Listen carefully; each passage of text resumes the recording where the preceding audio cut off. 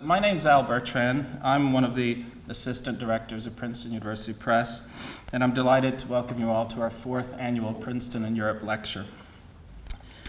We describe our mission at Princeton as publishing outstanding scholarship in order to bring the ideas of our authors to the widest possible audience, to enrich the scholarly communities in which we publish, and to contribute to important debates in society. That mission is a tall order and begins with having people of the very highest caliber, colleagues at the press, members of our board of trustees, our authors, our advisors, and our partners. Many of you are here tonight, and we want to thank you for your contributions to the press. We believe it's vital for Princeton University Press's present and future success to have a thriving and growing presence in Europe. And so we want, in particular, to thank our European Advisory Board, who help us find, publish, and publicize the very best of European scholarship.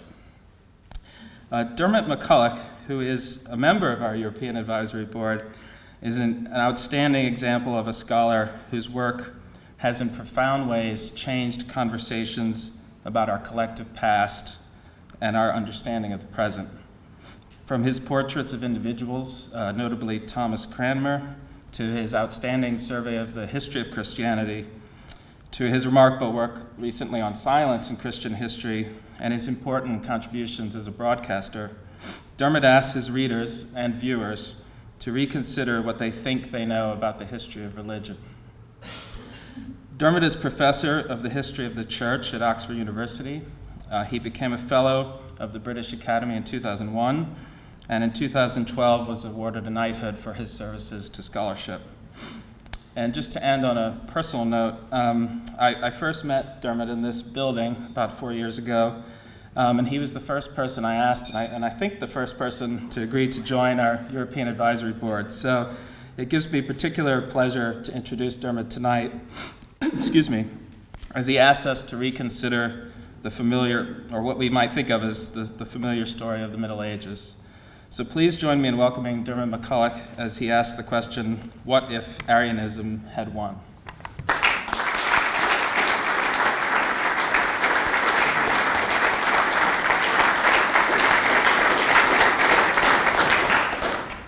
Thank you, Al.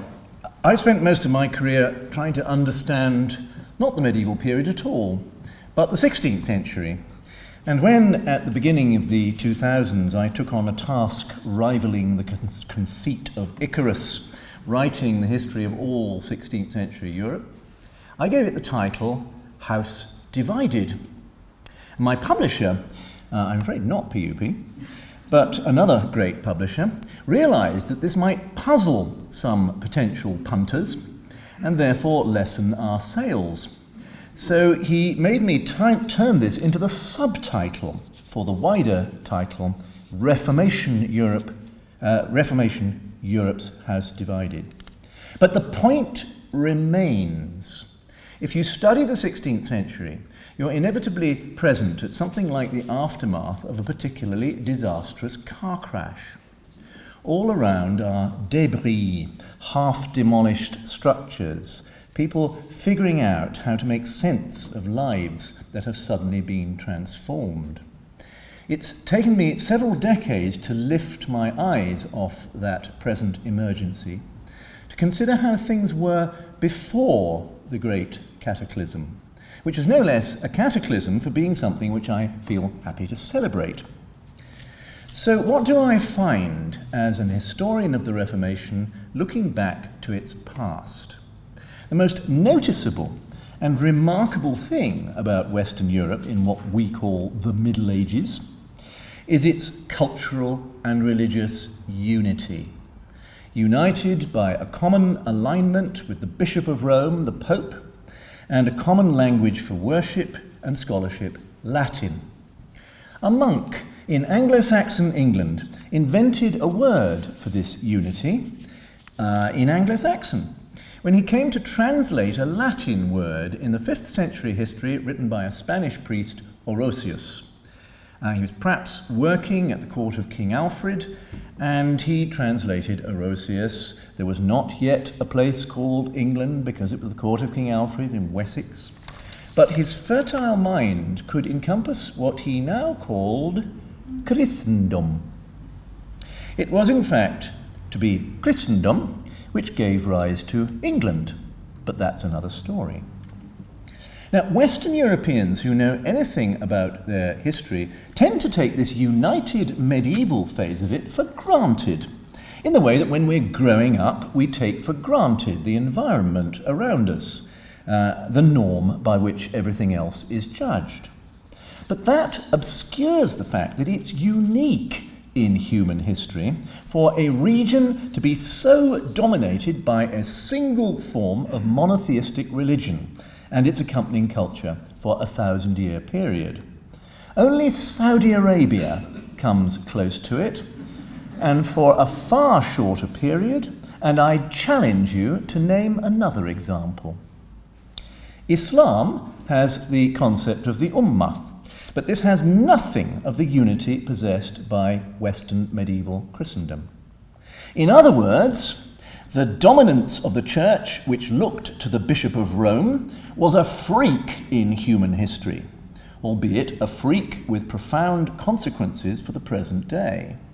Its breakup in the 16th century was a return to the normality of human history, rather than some unexpected or even undesirable accident. It was only when I started filming a pretty large-scale history of Christianity for the BBC, and we started travelling on location, that this really struck home to me. What I described in a recent book of mine as the unpredictable rise of Rome was the result of happenstance, and things could have been very different. And one place in particular focused my attention on the happenstance of medieval Western Christendom. It was the city of Ravenna in northeast Italy, the last capital of the dwindling Western Empire in the 5th century, until the last little token emperor was unceremoniously retired in 476 CE. Then, from 493, Ravenna was the capital of one of the many rulers who replaced imperial Roman rule, Theodoric the Ostrogoth. Now, Theodoric was an exceptional man. He established his rule in Ravenna supposedly as a subordinate of the Byzantine emperor, but in reality as an independent monarch, one of such talent and capacity that even later Byzantine chroniclers had to give him grudging credit. They would nevertheless have thought of Theodoric as a barbarian, and so we often still unthinkingly call these people who occupied the space of the former Roman Empire, former Western Empire. It's fatally easy to see barbarian kings of that era only through the lenses provided by contemporary chroniclers, who were virtually all clerics, and clerics of what became the Western Latin Church, which calls itself Catholic. Rulers like Theodoric were not Catholics, but the great majority of them were, in fact, Christians. It was just that they were not Catholic Christians. They were Arians. Christians who had refused to sign up to the deal steamrolled through the Council of Nicaea by the Emperor Constantine the Great in 325 CE. Arian religion among the Goths, of whom Theodoric was one, was the product of an audacious and far-sighted missionary move westwards from what is now Turkey. During the 4th century, this mission was spearheaded by agents of one of the great politician bishops of this first phase of Christian power in the Roman Empire, Eusebius, Bishop of Nicomedia. Now, Eusebius of Nicomedia has had a bad reputation in the history books over the centuries. Because of that phenomenon, which I've already noted, history books were written by Catholic clergy. But Eusebius proved that he was not merely a politician with short-term goals when he encouraged a mission to the Goths, led by one of their own called Ulfila. Now, Ulfila translated the Bible into his native language, Gothic, though he deliberately omitted to translate the books of Kings, on the grounds that their content was too warlike and might give the Goths ideas. This was not a stratagem crowned with success, because the Goths remained enthusiastic for war, as the Roman Empire was to find out to its cost.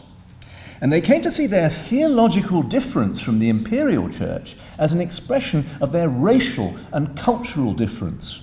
When they came to occupy large sections of the former Western Empire, they kept their faith intact and unsullied by Nicene Christianity for a very long time.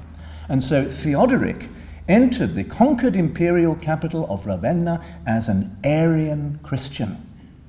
His adoption of the sophisticated culture that he found is attested by a handful of superb buildings which survive from his rule in that city. And it was one of those buildings that my film crew and I were now going to visit. It was a freezing January day, but I was well wrapped up, and the habitual waiting around that you do when you're filming gave me plenty of time to contemplate the meaning of this extraordinary space. The church we were now filming was what is now called Sant Apollinare Nuovo, the new church of St. Apollinaris, because there's another older church in the port town of Clovis, just down outside Ravenna. St. Apollinaris was the alleged first bishop of the city, but when Sant Apollinare Nuovo was built by Theodoric in the early 500s, it had a different dedication. It was the Church of the Redeemer, and it was Theodoric's own palace chapel. So, on that January day, we were standing in the Arian Chapel Royal. This is probably the grandest church building ever built in Italy for a non-Catholic version of the Christian faith. Certainly the only one still standing, which is on anything like the scale you expect from Italian basilicas, because it is a basilica. What is immediately striking visually when you walk in from its cloister and look east towards the altar is that it is a church of classic Christian basilican form. Clearly, it was not commissioned for leaders who were disrespectful of established Christian tradition, or who regarded their faith as anything other than central to that tradition. And it reveals some interestingly individual features which survive from the original decoration put there by Theodoric. Some of the mosaics in Sant Apollinare are contemporary with its first building in the early 6th century. There are two sequences depicting the court of Theodoric and notables at the port of Clovis. Well, they make no visual sense now because the figures have rather ineptly been censored. All the figures have been removed except for a few hands and feet, because you couldn't allow an heretical monarch and his retinue in a place of honour in what became a Catholic church. But one sequence of original mosaic friezes has survived intact, because it's safely remote from the viewer at the very highest level of the walls above the arcades. Many of you will know these mosaics, I'm sure. This sequence spans the whole length of the church on either side of the nave, and it seems to emphasize the Arian view of the nature of Christ. It tells stories of Jesus Christ's life on earth. On the north side of the church, Jesus is the miracle worker, teller of parables, shown as a young, beardless man. While on the south side, he suffers his passion and resurrection and is portrayed as older and bearded. So the Redeemer, you see, lives his life and grows and matures as a truly human being who suffers as a human and yet is resurrected for our sakes. This was the message which the Arians felt was endangered by the outcome of the Council of Nicaea, against whose Nicene statement Bishop Eusebius of Nicomedia had campaigned all his life. Theodoric thus proclaimed the Arian faith to the world with all the resources of Christian art and architecture, even though he also tolerated Catholic Christians in his city and in his civil service, and let them build their own churches. But still Sant Apollinare and various other Arian buildings stand in Ravenna, among the very few European witnesses to Arian culture, when virtually everything else produced by the Arians has been deliberately erased from the record by Catholics. Here we glimpse the splendour and richness of Arian Christianity, elsewhere so successfully obliterated by the medieval Latin Church of the West. So this was a profoundly important visual symbol for me.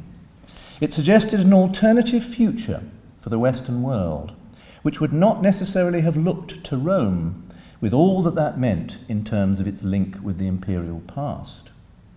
Well, we travelled on through Europe in our filmmaking, and I continued to brood on this theme. How had Rome ultimately beaten off the Arian threat to its central place in Western Christianity, when every other centralising Roman institution faded away? I began to glimpse an answer when we arrived at a slightly nondescript town in southwestern France, at the heart of which was a charming and now more fully functioning Benedictine monastery. It is called Ligugé. Here, probably in the year 361, there gathered the Christian West's first known monastic community at what seems to have been a local ancient cultic site in a marshy valley, around a charismatic ex-soldier called Martin. And you can now climb down into a crypt below the much later church to see archaeological traces of the first community buildings from Martin's time. Not long afterwards, Martin was one of the first ascetics anywhere in the church to be chosen as a bishop in the Gaulish city far to the north called Tours. So now he was not just a charismatic holy man, but a political leader in the Western Church. Ex-soldier, and in his public career, Martin retained enough of his soldierliness to emerge as a notably aggressive campaigner for the elimination of traditional religion, which was then strong in rural areas of Western Europe. There is a building underlying those foundations at the monastery at Ligugé, which can probably be interpreted as a pre-Christian temple. And what's significant about it is that it has been systematically dismantled. In other words, it looks as if Martin trashed it.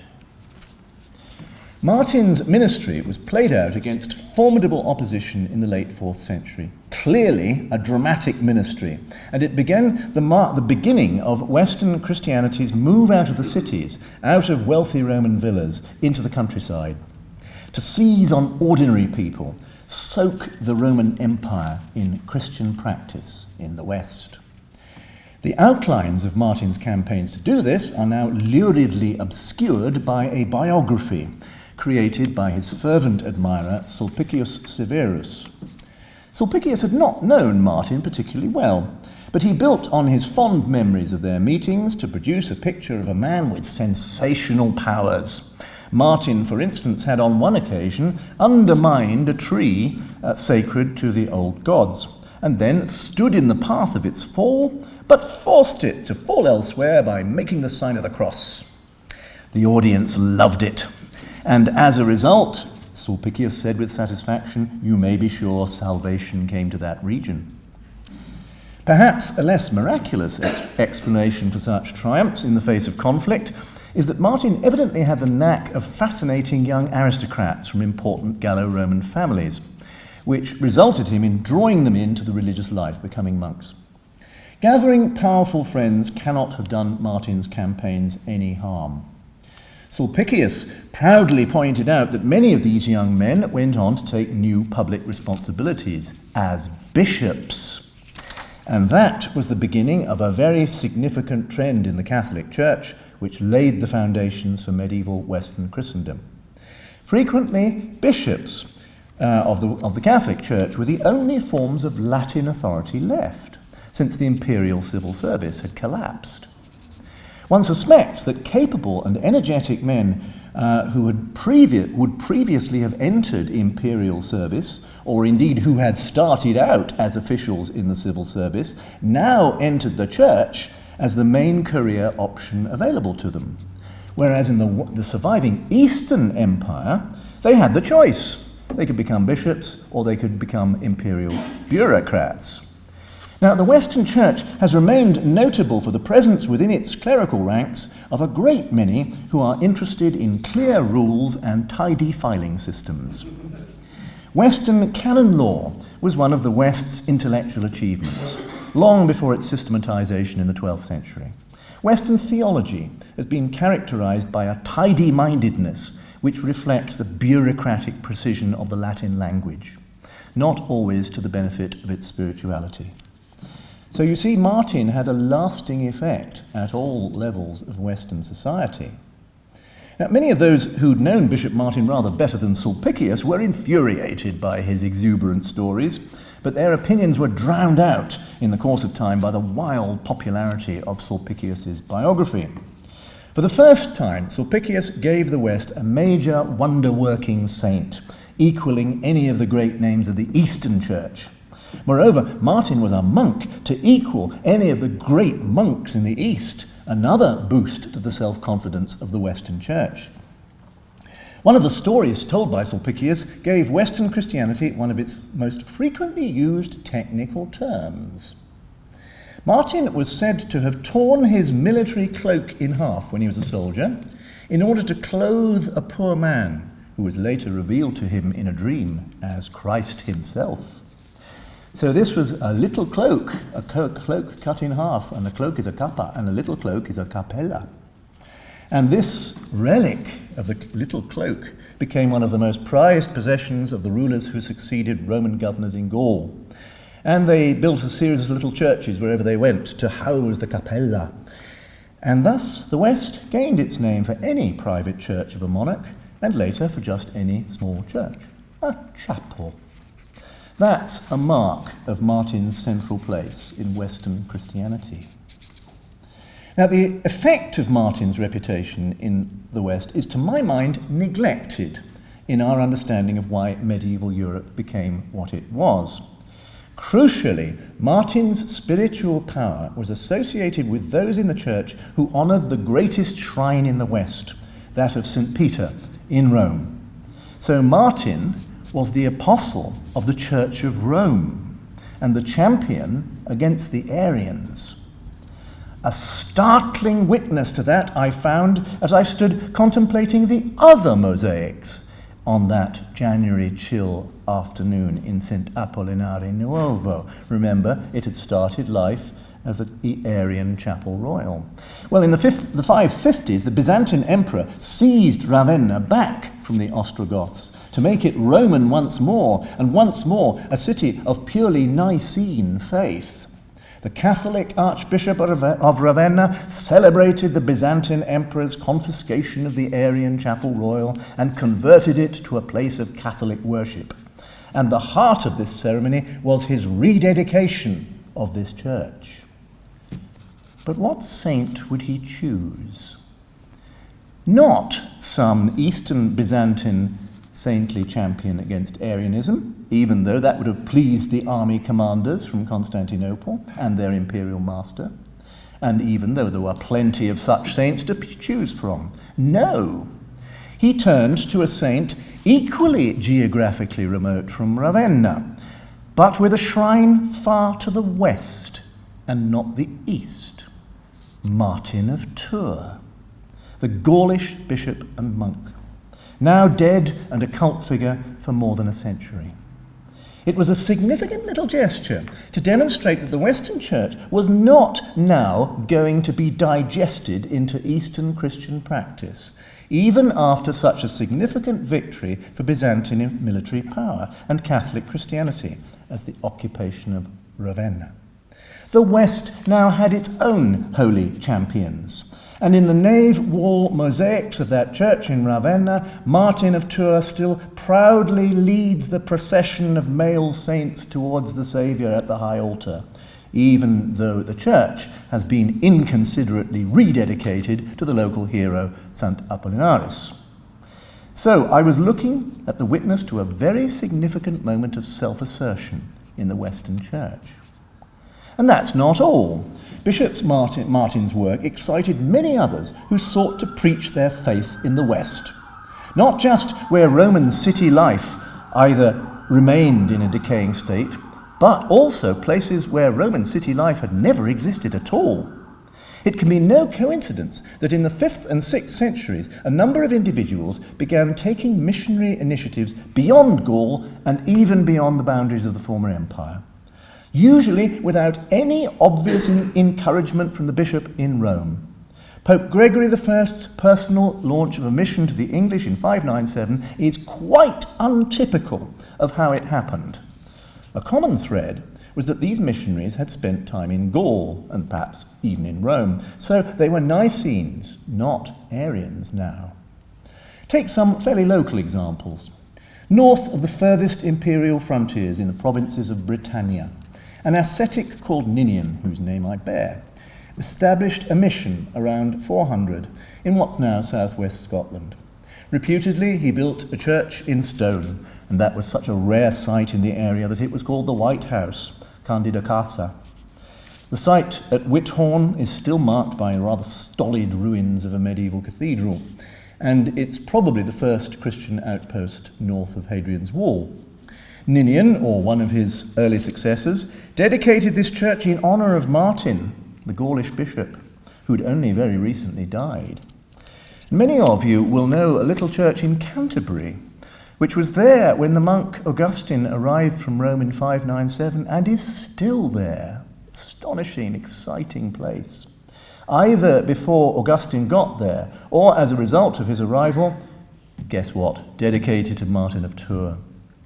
By then, Martin had become a crucial saint for one branch of the barbarians who were establishing their successor kingdoms in the west.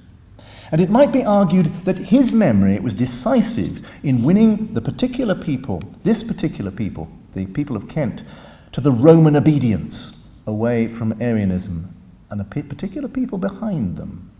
A people called the Franks, and it was the Frankish royal family who had sent the King of Kent a royal bride who worshipped as a Catholic Christian in that very church of St. Martin in Canterbury.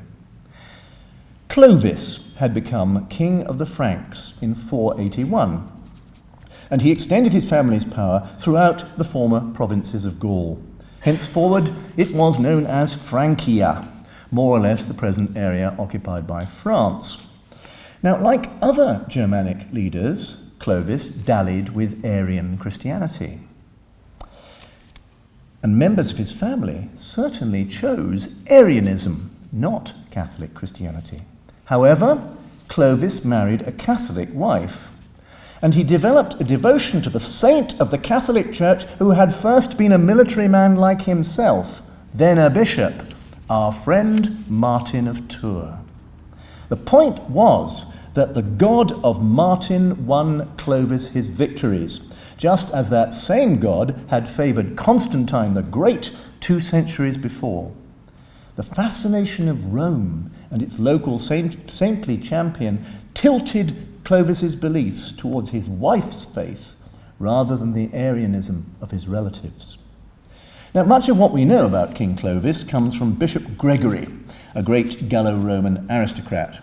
He was Bishop of Tours, and thus Gregory was Martin's successor, as well as the saint's devout partisan and biographer. And Gregory of Tours tells us that about 500, the Byzantine Emperor Anastasius granted Clovis the ancient imperial title of consul, an honour which Clovis lavishly celebrated in Martin's and Gregory's city of Tours. This was just a decade or two before that other cultivated, perhaps more cultivated barbarian monarch Theodoric built his chapel royal in Ravenna. So 2 things going on side by side here. And what a different future each of those events represented. The grant of a consular title to Clovis couldn't be a real assertion of Byzantine power. Clovis would not have wanted it to be. But it represented the Byzantine emperor's eagerness for alliance with an unexpected Catholic Christian ally against Arian rulers in the West. Consular dignity was a potent link between an old world and the new. And at the heart of the Catholic victory was the dead Bishop St. Martin of Tours, now trophy saint for Clovis's Merovingian dynasty. They were the first in a succession of monarchs who proudly bore the title of Most Christian King in the realm which became France. Over a period of 1300 years after Clovis's conversion, 18 monarchs of France were christened with his name, which in its French mutation of a Latin Ludovicus became Louis.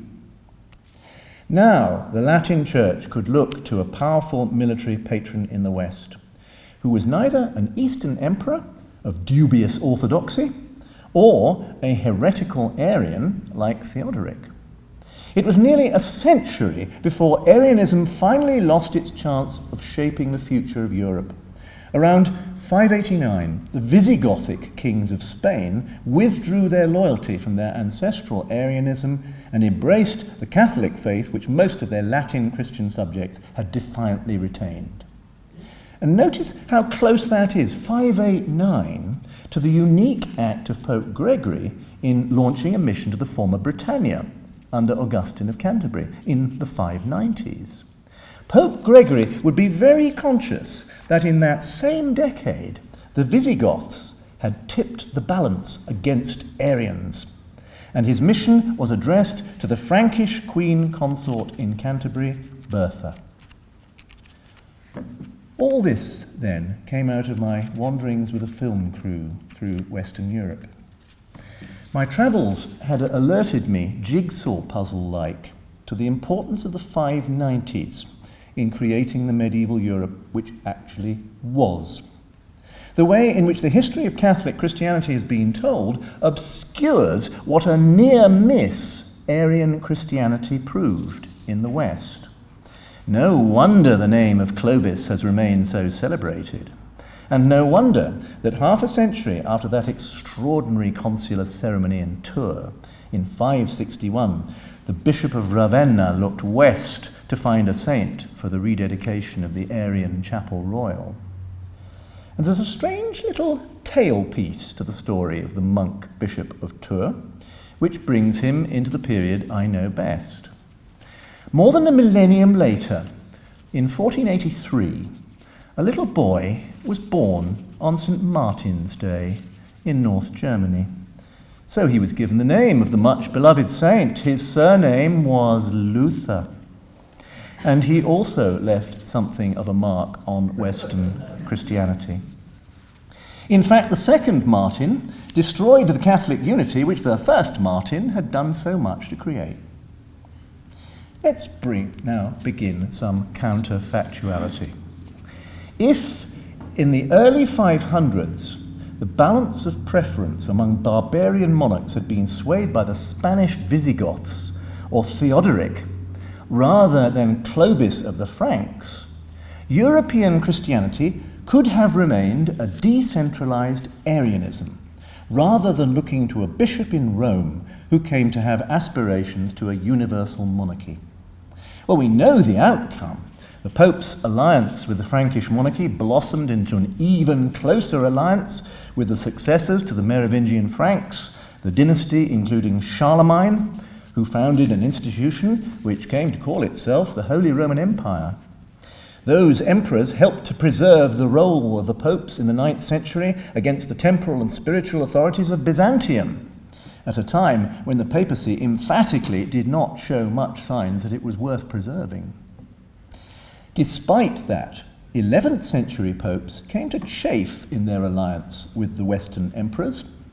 Culminating in the reign of Gregory VII in the later 11th century, these popes drew on all their steady build-up of rhetoric over the previous 5 centuries to create a vision of a priestly substitute for Christ, whose aim was to rule the entire world in the interests of Christ. This has been the noblest as well as the most dangerous vision of the Roman papacy. And it has to be said that no later bishop of Rome has explicitly abandoned it, as many a Protestant has pointed out since the 16th century. Perhaps we might ask Pope Francis to consider some definite statement on the matter, now that he's so radically changing the atmosphere in the Vatican. The consequences of the shift in fortunes from Arians to Catholics are, of course, incalculable, partly because of the great success of Western Catholic Christianity in obliterating traces of its rival. I think that the one thing we can confidently say is that the 1,000 years of religious centralization would not have happened. Would the future of Western Christianity been a series of royal churches, each looking to a dynasty for its centerpiece, with no overarching sense of what later popes in very recent years have been fond of calling a magisterium? That would make them much more like the churches which go to make up what calls itself the Orthodox Church. For they would have probably ended up with a set of distinct liturgical languages, not a single unifying Latin, like the churches of Orthodoxy, who also have all these different languages. In the absence of much definite information about Western Arian Christianity, we can at least try a few what-ifs. I wonder if things had gone the other way, whether the resulting federation of Arian churches would have been so willing to create institutions of persecution to enforce a single faith, as the Western Church came to do. The Western Church has a much worse track record of intolerance and persecution than the Orthodox or Oriental Orthodox churches. There were very few burnings for heresy in the Byzantine Empire. They ceased soon after the West resumed burnings in the 11th century, although in later centuries burnings resumed in Orthodox Muscovy, apparently first thanks to a prompting from envoys of the Catholic Holy Roman Emperor in 1490. In fact, there was a long tradition in the Orthodox Church of leading churchmen criticising burnings at the stake, which has little or no parallel in medieval Western Catholicism. Partly, of course, the Orthodox have been saved from themselves in the matter of persecution.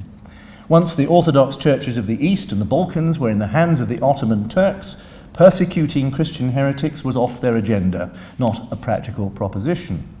But it is noticeable that in Orthodox lands, even where Orthodox authorities had power, Jews did generally far better than they did in the medieval Latin West, at least up to the 19th century. Remember that it was that most loyal daughter of the Pope, England, which first had the idea of expelling its entire Jewish population in 1290. Protestants and Catholics alike live with that legacy, because both are heirs of the Western Church of the Latin Rite. Well, that might be termed the negative side of the Catholic victory in the West. Let's balance that with a consideration which springs out of what you might identify as the main reason for Catholic success against the Arians: the bishops of Rome. They made a great success out of being Roman. We've seen what imperial resonances meant for Clovis, and even more, it was so for the Emperor Charlemagne, who bathed nude as Romans should, and issued at one stage a symbolic coinage which was an uncannily faithful reproduction of Roman imperial coinage. When Anglo-Saxons in the 7th century converted to Christianity, archaeologists have noticed that their elite dress became much more uniform, far less regional than it had been before, because they were dressing like the Catholic elite of Francia, who in turn were imitating what elite subjects of the Byzantine emperor wore. You see this trend here. Above all, a fascination with Rome meant turning to Latin. The Irish and the Anglo-Saxons had never been ruled by a Roman emperor, but they took to this alien language with enthusiasm, which is all the more remarkable because they'd have to learn it from scratch, with virtually no clues from their own languages. And in the process, they made themselves two of the best educated peoples in Europe, speaking some of the best Latin, producing some of the greatest scholars. And the result is that we know quite a lot about them. Contrast them with the Picts, who clearly had bitter memories of their clashes with the Roman legions and seem generally to have despised Latin. And what do we know of the Picts? Their very language has virtually vanished from the record. And the speaking and writing of Latin preserved much more than the books of the Church. Because the Western Church used Latin for its own purposes, it took an interest, complicated and sometimes grudging, in the vast range of Latin literature composed before Christianity had achieved its established status. I wonder whether Arian churches would have felt the same way. Might they have preserved a few translations of Latin literature in successor languages and not much else? We can't know. But what does seem reasonably certain is that Arian Christianity did not embrace the monastic life in either East or West. I'd love to be contradicted by someone here, but perhaps that's something for questions. But it doesn't seem like that, and maybe it would have done in the course of time. Maybe Arians would have had monasteries. But if it did not, it would not have experienced the extraordinary central place in culture which monasteries came to play in early medieval Europe. There's a fascinating question about early medieval Europe which I think is very difficult to answer, and the question is, how did libraries survive the slow disintegration of the Western Roman Empire? The few institutional collections which might have imitated the Library of Alexandria faded, because they had no civic or governmental culture to sustain them. And, well, look what happened to the Library of Alexandria. Faded away. And who else had libraries? The occupants of villas scattered across the Western Empire, and we know how villa culture decayed away. So where would those tattered, damp-ridden collections of scrolls end up?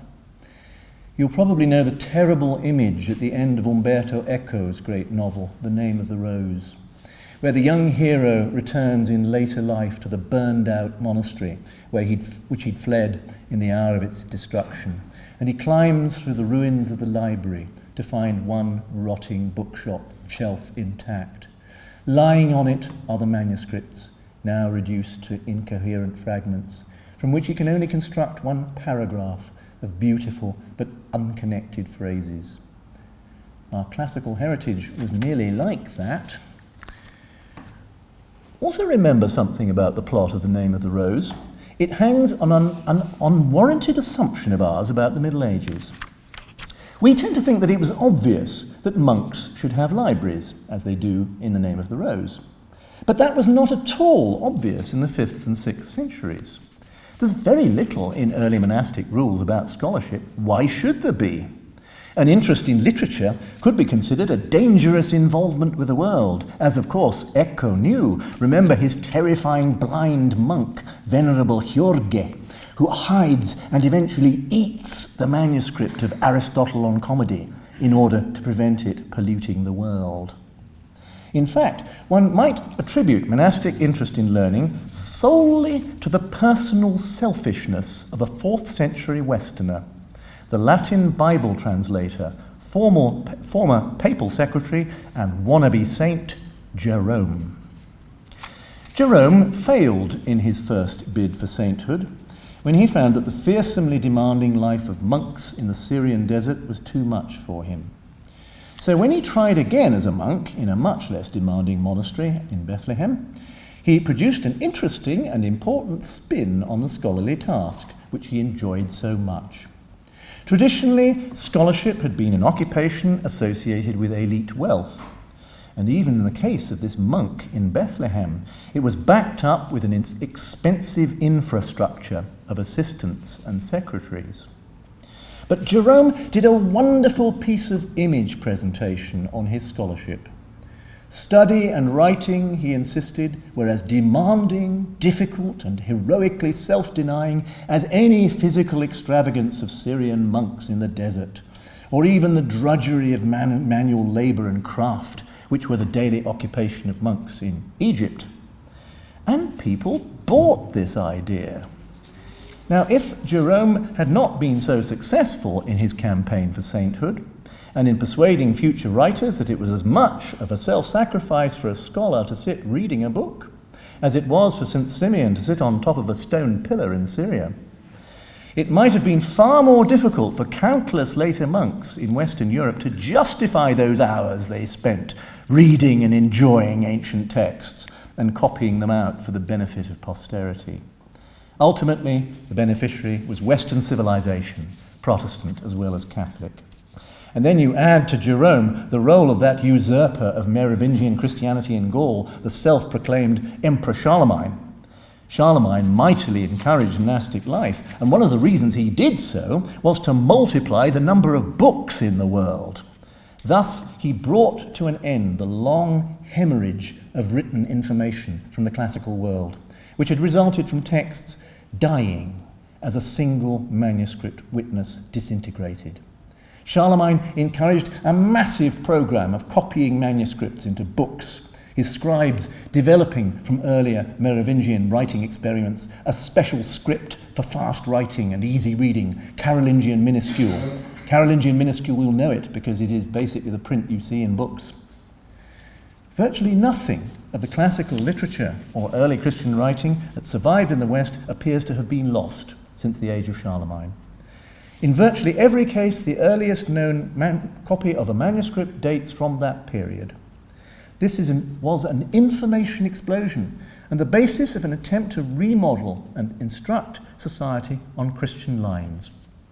The emperor's advisors drew up systems of law to regulate all society by what they saw as the commandments of God. So among Charlemagne's favourite reading was The City of God by the greatest Latin-speaking theologian of the Church and in the history of the Western Church, Augustine of Hippo. The West never forgot the centrality of Augustine after that, whereas Eastern Christianity ignored him. And it was the same Augustine who would inspire Martin Luther. And so we speak of a Carolingian Renaissance of the 8th and 9th centuries. We speak then of a 12th century Renaissance before the third great Renaissance of the 14th to 16th centuries. Each was involved in a major reconfiguration of the Western Church in three very different ways, the last of which, the Reformation, has been my lifetime's study. Each represented a new obsession with the learning of pre-Christian imperial Rome and the classical Greece, which had fascinated the Romans so much. And let's contrast that with the curious fate of pre-Christian learning in the empire which was the actual successor of Rome, Constantinople. On the eve of the West's 12th century Renaissance, Constantinople witnessed a sequence of trials for heresy, involving leading scholars of literature and theology. The first, Michael Tselos, in the end escaped serious consequences. But his student, John the Italian, was not so fortunate. He was silenced and ended his days obscurely in a monastery. The same thing happened to John's student, the theologian Eustratius, Metropolitan Bishop of Nicaea, finally dismissed in disgrace. Now, all these clashes had political dimensions, but there were more long-term issues at stake. All these three scholars I've named were keenly interested in using classical texts, particularly Plato and Aristotle, to illuminate Christianity. Now that aroused a great question. How far could pre-Christian philosophy be of use to Christians? Interest in Plato and Aristotle did not thereafter die away in Constantinople, but as far as mainstream theology was concerned, a great contrast developed with the Latin West. On the eve of Western Europeans' rediscovery of Aristotle in that wonderfully argumentative movement called scholasticism, the Byzantine authorities were turning away from the same intellectual resources. That mood intensified in orthodoxy. Contemplation became privileged over curiosity. When there were signs of a Renaissance in Byzantium, parallel to the Renaissance in 14th century Italy, they were snuffed out accidentally by the final ruin of the Byzantine Empire. So it was left to the West to carry the inheritance of classical culture, and orthodoxy devoted itself in its dire crisis to a heroic effort of preserving itself exactly as it was, and it has not got out of that mood yet. Such a tangled, complicated story, and we have so little idea what the might-have-beens might have been. But I leave you with a thought that the Reformation might be seen as the last revenge of the Arians on Western Latin Christianity. That thought will infuriate many modern Protestants, and it would certainly have infuriated 16th century Protestants who were as good at Roman Catholics as at burning real Arians. But whatever else the Protestant Reformation did, it succeeded in breaking up the unified culture of the West once more, radically challenging the centralizing impulse of the See of Rome in Western Christianity. Whether or not the success of that challenge is permanent, we will see. Remember wise words attributed to Zhou Enlai, great historical survivor, long-time first Prime Minister of Communist China. When asked what he thought were the chief effects of the French Revolution, he is said to have replied that it was too early to tell. How much more is that true of the triumph of the Bishop of Rome in medieval Europe?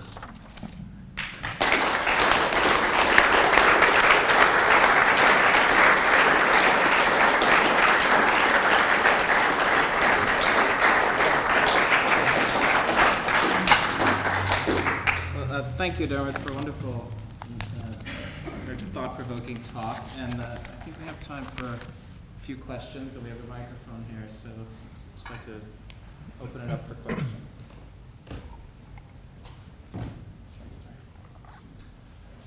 Very short, the time century supplement. Thank you for your presentation. I found it extremely stimulating, but I was also puzzled that you didn't say anything about theology. And you never defined Arianism. I guess there's some people here who maybe are unfamiliar with it. But one reply to what you've said, I would have thought, would simply be, well, it's a good job that Catholic Christianity triumphed because it presents a richer and more fertile interpretation of the New Testament data. Now there's a paradox here because as you know very well, of course, Arius is always presented as the archetypal heretic. Yet there's a sense in which his interpretation of the scriptures was more conservative, perhaps arguably more faithful to the letter of what we read in the Gospels, and that it was the Orthodox who were actually displaying greater conceptual daring. But in the end, coming up, as I was saying, a picture that is more spiritually fertile. Well, is it? I don't. As you say, Arius was more faithful to the tradition than those who eventually triumphed at the end of the 4th century.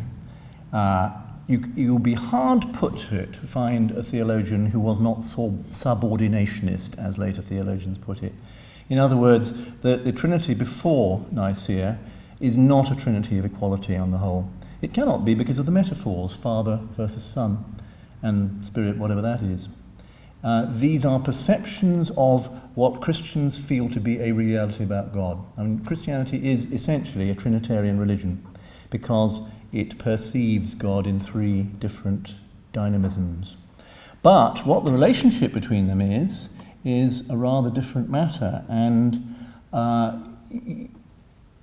Arius is saying true things about the previous tradition. And I'm not sure that I see that as in any way more arid. It's always said to be, because Christianity is basically the heirs of Nicaea. But why? There is a dynamism, an instability in the Arian Trinity, which corresponds to the dynamism and instability of the Holy Spirit. Arianism is likely, therefore, to produce a religion of movement. Could do. And you're being slightly unfair in saying that I didn't present theology, because I did. I presented it in the form of mosaics.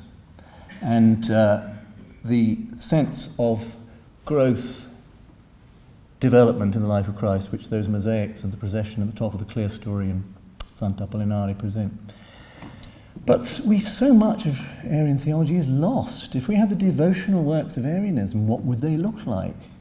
I don't see that they would be any worse than those of Catholic Christianity, because Christians take what's there, and if they're not provided with Arianism, they'll make something rich out of the formula they've got. And Christianity did go back to it. When, in the 16th century, there are independent creative thinkers who look at the package of Nicaea and Chalcedon, they see it is mixed up with imperial politics, and they don't like the look of that. And they say, well, let's strip behind that, and let's see what Christianity looks like if you alter the relationship between Father, Son, and Spirit, because that's what it looks like in the New Testament. Not to mention the various allegories you can read into the book of Proverbs, for instance, about the figure of wisdom. And so you get Arianism again, and you get the opposite. Either you create something which makes Jesus more human than divine, or you get the opposite reaction to Chalcedon of making Jesus more divine than human. So there are two different radicalisms in the Reformation. There is an Arian one, and there is a Melchiorite one. Both of them get burnt by Protestants and Catholics alike. So I mustn't hog the floor. Other question? The name's Mike Knowles. I've come down from Cheshire for this occasion. Thank you. But I'm very disappointed. I'm very, very disappointed. Because, as the previous questioner did say, you never described Arianism. So, Arianism is, I don't know how many of the population of people here understand, there's the Greek words, there's the Greek formulas, the profoundly difficult things they were dealing with. Yeah. There was a time when he was not, and all that sort of stuff. Mm. Well, there was when he was not. Well, no, I didn't talk. What I was going to say was Yep. that was very disappointing. And Oh well. sometimes Can't please everybody. I can't, but unless you say what Arianism is, how can you say what might have happened if it's a triumph? And I just wonder, Professor, if, just throw this out to you, I wrote it down, you said the Reformation was a cataclysm. Mm. Why do you rejoice in? Mm. Is it possible that there's an element of old-fashioned, undying, hung on to anti-Catholicism in what you're saying? This papist stuff going on here, which you took us right through the centuries and put interpretations of Martin and Tours and so on and so forth. I just suspect myself that maybe you should start again. Well, at the end of my scholarly career, there's a challenge. Maybe I should. But the serious point is that Arianism is not just a set of propositions. It is a way of life for some people back in the 5th, 5th and 6th centuries. It became... What was the way of life? How did it distinguish? We don't know, because Catholic Christianity has eliminated our knowledge of it. What I can do is tell you the effects of Catholic Christianity in the Western world in a particular set of circumstances. That's the best I can do. Miriam.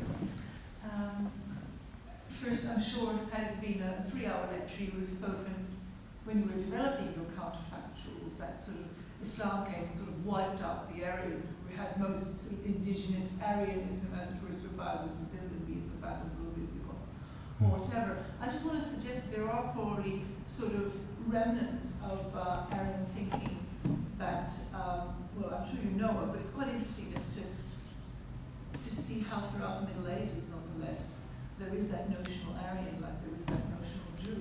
It's extremely fruitful to discuss things with. So you get into the Carolingian court, which you Sure. mentioned, sort of, the writings of some Iberian Visigothic Christian bishops are considered to be Arian, and they're a tremendous optionist. And it's a really interesting and fertile ground against which to exactly develop. So there is an Arian of the mind that sort of survives. I should also say, if we go into the theology, as the gentleman suggested, then if we are talking about a more human and more suffering Christ and so on, you might say that quite a lot of late medieval piety, in fact, delivers that sort of Christ, the Christ of the Franciscans, and so on. So if we had 3 hours, I'm sure that you might have explored those pathways. But in terms of the spirituality, I think we did, which is what the gentleman also asked, I think we can imagine what that might have been like. So you think the sort of Franciscan tradition is in some sense a reflection of a direction which Arianism might also have I'm gone. saying that there's a lineage. No, of course not.